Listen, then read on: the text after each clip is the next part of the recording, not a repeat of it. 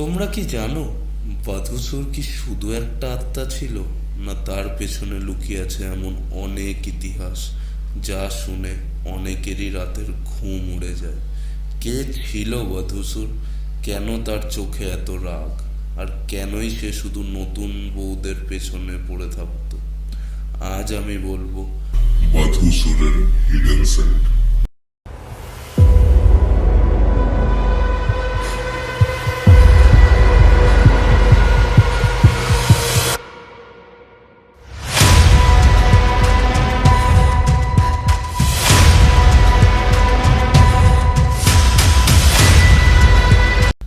অনেক বছর আগে একটা গ্রাম ছিল, নাম মঙ্গলপুর।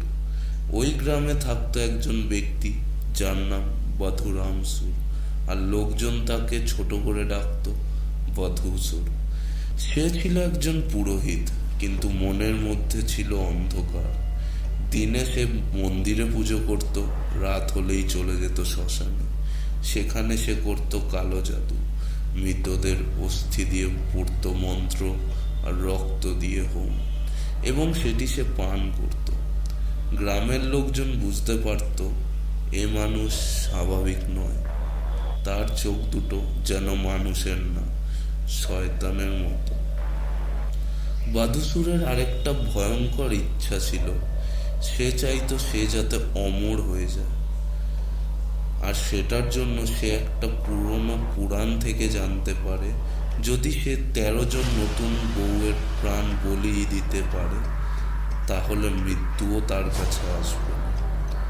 তারপর থেকেই গ্রামে নতুন বউয়েরা এক এক করে নিরুদ্দেশ হয়ে গেল। কোনোদিন নদীর ধারে, কোনোদিন বনের মধ্যে, কোনোদিন নিজের ঘর থেকে। সবাই ভাবতে লাগলো এই কাজ কে করছে, কিন্তু কেউ বাধুসুরকে ধরতে পারল না। একদিন গ্রামের লোকজন সব সত্যি জেনে যায়। তারা মশাল নিয়ে বাধুসুরের বাড়ি ঘিরে ফেলে, আর ভিতরে দেখতে পায় 7 নম্বর বউকে বলি দেওয়ার জন্য তৈরি করা হচ্ছে। বউটা কাঁদছিল আর বাধুসুর হাসছিল। লোকজন ক্রোধের সাথে তাকে ছেঁকে ধরে। তারপর গ্রামের মাঝখানে একটা বড় বট গাছের নিচে তাকে জীবন্ত জ্বালিয়ে দেয়।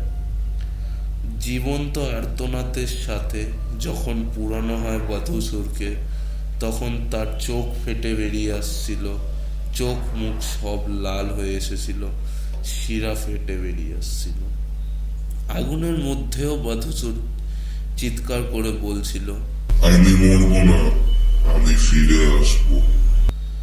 তারপর আকাশটা আরো অন্ধকার হয়ে আসে, আগুন নিজেই নিভে যায়, আর তার দেহ হয়ে যায় ছাই। কিন্তু তারপরই সমস্যাটা আরো বাড়ল। ওই রাতের পর থেকেই গ্রাম বদলে যায়।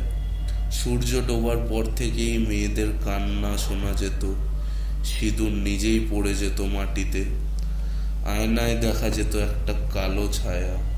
আর যেখানে নতুন বিয়ে হতো, সেখানে বউরা অসুস্থ হয়ে যেত, কেউ পাগল হয়ে যেত, বা কেউ নিরুদ্দেশ হয়ে যেত। গ্রাম ছেড়ে সবাই পালাতে শুরু করে। আর কিছু বছর পর ওই জায়গাতে আবার একটা নতুন গ্রাম তৈরি করা হয়, কিন্তু সেখানেও শান্তি এলো না। তাই জন্য লোকজন নাম দিল নরকপুর। কিন্তু এখানেই শেষ নয়। লোকজন পরে জানতে পারে বাধুসুর জন্ম থেকেই অসুর ছিল না। তার বউকে গ্রামের কিছু লোক মেরেছিল ডাউরির জন্য। তারপর থেকেই তার বউ পাগল হয়ে যায়। শখ থেকে, রাগ থেকে সে হয়ে ওঠে রাক্ষস।